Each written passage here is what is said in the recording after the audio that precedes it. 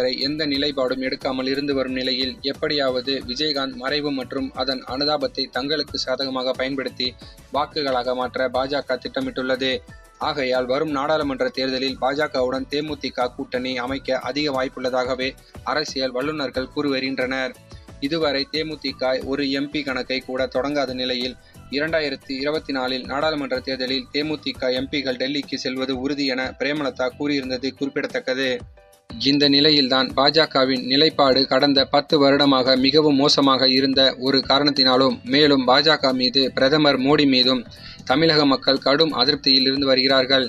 இந்த சூழ்நிலையில் தேமுதிக கட்சி பாஜகவுடன் கூட்டணி சேர்ந்தால் நன்றாக இருக்காது என்று களத்தில் திமுகவுடன் கூட்டணி சேர்ந்து பணிபுரியலாம் என்ற முடிவில் பிரேமலதா இருந்து வருவதாகவும், தேமுதிக கட்சி திமுகவுடன் இணைக்க முடிவெடுத்து அதற்கான ஆலோசனைகள் ஈடுபட்டு வருவதாக தற்போது தகவல்கள் பரவி வருகிறது.